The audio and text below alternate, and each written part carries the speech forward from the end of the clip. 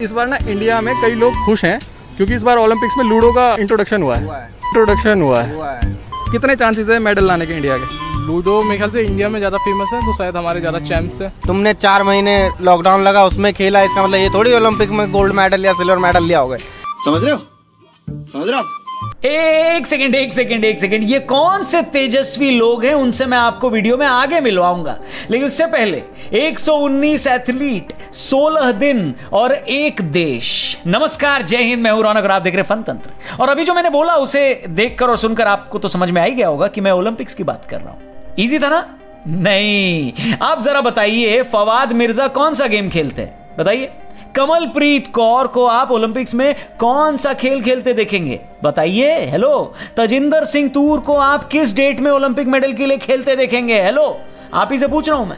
और शर्त लगा के कह सकता हूं कि इसमें से किसी भी सवाल का जवाब आप में से 99% लोगों को नहीं आता होगा। और यह दावा मैं इसलिए भी कर रहा हूं क्योंकि अपनी रिसर्च करने से पहले हमें खुद भी ज्यादा पता नहीं था कि ये कौन लोग हैं। इंडिया में क्रिकेट को छोड़कर बाकी स्पोर्ट्स की जो हालत है उसके लिए आप, हम, हमारा सिस्टम, हमारी सरकारें सब के सब जिम्मेदार हैं। इनफैक्ट हम ओलंपिक्स में इतने खराब क्यों हैं, ये सवाल भी हम ओलंपिक से पहले या उसके बाद में पूछते हैं। उसके बाद 4 साल तक ये सवाल किसी सरकारी फाइल की तरह दबा रह जाता है। लेकिन क्या वजह है कि 1 अरब से ज्यादा आबादी वाला हमारा देश हर 4 साल में वर्ल्ड स्टेज पर 1 अदद गोल्ड मेडल के लिए तरसता है? क्या वजह है कि दुनिया में सबसे खराब पॉपुलेशन टू मेडल रेशियो हमारा है? इस वीडियो में हम आपको यही बताएंगे और वीडियो के आखिर में हम आपको कुछ तेजस्वी लोगों से भी मिलवाएंगे जिनको देखकर आपको यही लगेगा कि भाई मारो मारो मुझे मारो। वजह नंबर 1, हमारा स्पोर्टिंग कल्चर।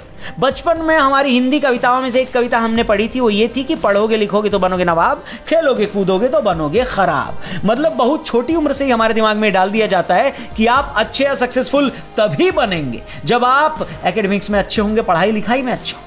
हमारे यहाँ ज्यादा खेलने कूदने वाले बच्चों को जानबूझकर विलेन बनाया गया, मानो वो कुछ खराब कर रहे हो। हर माँ बाप यही चाहता था कि उसका बच्चा पीटी उषा या धनराज पिल्ले नहीं बल्कि अपने कॉलेज या यूनिवर्सिटी का टॉपर बने। इस सोच के साथ हम ओलंपिक में कुछ खिलाड़ियों को भेज पाते थे। आप बस यही गनीमत समझिए। हमारे यहाँ अगर गलती से कोई बच्चा दुनिया से लड़ झगड़ कर खेल को अपना करियर बना भी लेता था तो उसके पेरेंट्स भी उसको सिर्फ इसलिए सपोर्ट करते थे कि चलो कम से कम स्पोर्ट्स कोटे से सरकारी फ्लैट या फिर सरकारी नौकरी तो मिल ही जाएगी।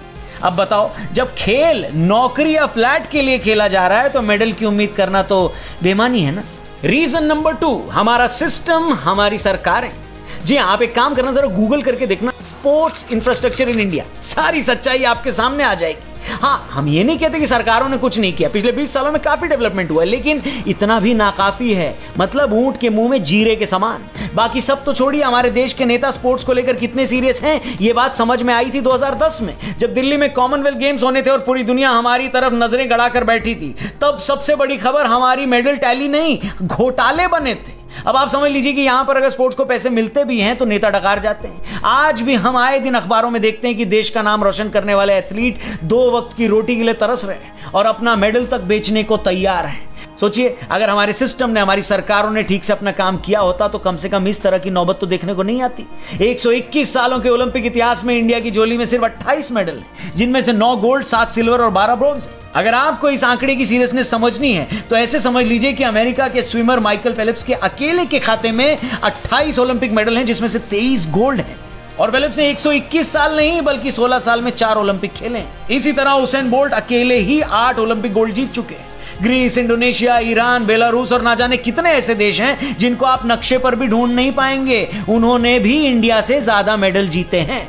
रशिया, अमेरिका और चाइना जैसे देशों को तो हम लोग काउंट भी नहीं कर रहे। लेकिन इन देशों से अगर हम कुछ सीख सकते हैं तो वो ये है कि किस तरह अपने स्पोर्ट्स इंफ्रास्ट्रक्चर पर इन्वेस्ट किया जाए, किस तरह उन्होंने खेल को प्रमोट किया, किस तरह फॉरेन एक्सपर्ट्स और कोच को लाकर उन्होंने खिलाड़ियों की क्वालिटी सुधारी, किस तरह इतनी फैसिलिटीज दी कि घर वालों ने खुद पढ़ाई के अलावा खेलों पर भी फोकस करने को कहा बच्चों को। और सबसे बड़ी बात यह कि अपने पूरे देश को स्पोर्ट्स में, खेलों में इंटरेस्ट दिलाया, जिसका नतीजा यह है कि अमेरिका, रशिया और चाइना जैसे देशों में आप लोगों से उनके खेल और खिलाड़ियों के बारे में बात करेंगे ना तो आपको पैशन दिखाई देगा लोगों में। हमारे यहाँ के कुछ तेजस्वी लोगों की तरह नहीं, जिनको यह पता ही नहीं है कि ओलंपिक गेम्स हो कहाँ रहे। जी हाँ, हमारी टीम जब सड़क पर गई और जनता से इसी के बारे में पूछा तो कुछ लोगों ने क्या जवाब दिया, जरा आप ही देखिए।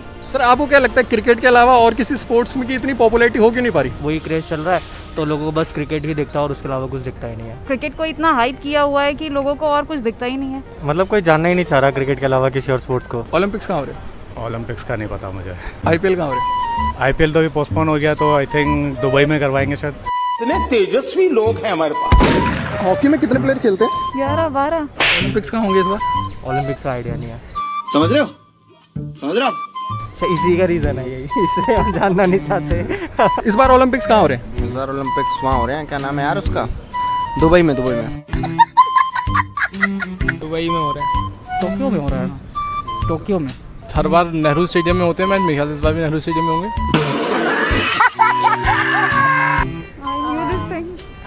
I read it somewhere. China? Olympics और आईपीएल में क्या फर्क है? ओलंपिक में आईपीएल नहीं खिला सकते हैं। ओलंपिक्स में इस बार कितनी कंट्रीज खेल रही है? 16 से 17 इतनी होती है। अराउंड 70-80। पढ़ाई लिखाई में ध्यान लगाओ। कॉमनवेल्थ और ओलंपिक्स में क्या फर्क है? नहीं, ओलंपिक्स का तो बिल्कुल भी आइडिया नहीं है। नहीं कॉमनवेल्थ नहीं, एक मिनट रुके,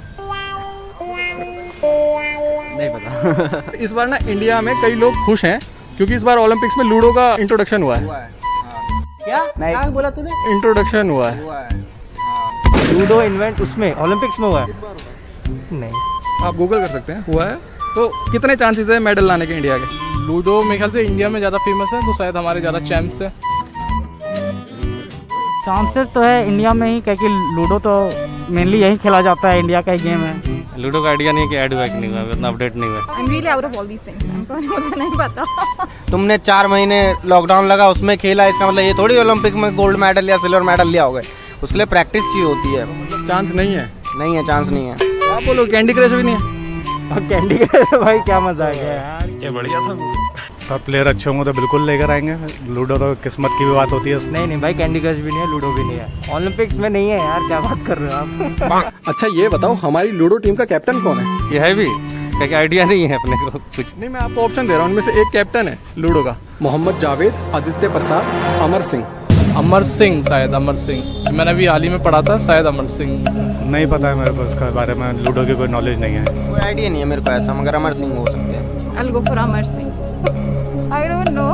कैप्टन का कोई आइडिया नहीं है। कैप्टन मेरे ख्याल से हुआ भी नहीं भाई। एक सेकंड, इससे पहले कि आप आगे बढ़े, मैं आपको पहले अपने तीनों ऑप्शन से मिलवा देता हूं। मोहम्मद जावेद, आदित्य प्रसाद और अमर सिंह। कौन है ये लोग? मेरा नाम मोहम्मद जावेद है, मैं नाई के काम करता हूँ, बाल काटता हूँ। मेरा नाम आदित्य प्रसाद है, मैं गोलगप्पा बेचता हूँ। मेरा नाम अमर सिंह है, मैं दिल्ली में ऑटो चलाता हूँ। देखा आपने कितने तेजस्वी लोग हैं हमारे पास। हम उम्मीद करते हैं कि अगली बार जब हम इन लोगों के पास जाएं तो कम से कम इन्हें ये पता हो कि लूडो लॉकडाउन में खेला जाता है, ओलंपिक में नहीं। वैसे वीडियो आपको लगी कैसी, कमेंट करके जरूर बताना, और ये बताना कि वीडियो आप देख कहां से रहे हैं। और हाँ, इस वीडियो को ज्यादा से ज्यादा शेयर भी जरूर करना। वीडियो का जो बेस्ट पार्ट होगा उसका स्क्रीनशॉट लेके हमें इंस्टा पे भी टैग करना, और शेयर इसलिए करने को कह रहा हूं ताकि हमारा स्पोर्टिंग कल्चर, हमारे सिस्टम, हमारे लोग, हमारी सरकारें खेल को लेकर कुछ बेहतर हो पाए। हमें उन खिलाड़ियों के बारे में भी कमेंट करके बताइएगा जो आपको लगता है कि इस साल टोक्यो ओलंपिक्स में मेडल ला सकते हैं। हम सबकी तरफ से उनको थैंक यू बोलना चाहेंगे, 119 खिलाड़ियों को ऑल द बेस्ट बोलना चाहेंगे, और उम्मीद करते हैं कि ओलंपिक हमारा अब तक का बेस्ट ओलंपिक हो। जल्दी मिलेंगे आपसे, अपना ख्याल रखिए, चैनल जरूर सब्सक्राइब करिएगा। जय हिंद, वंदे मातरम।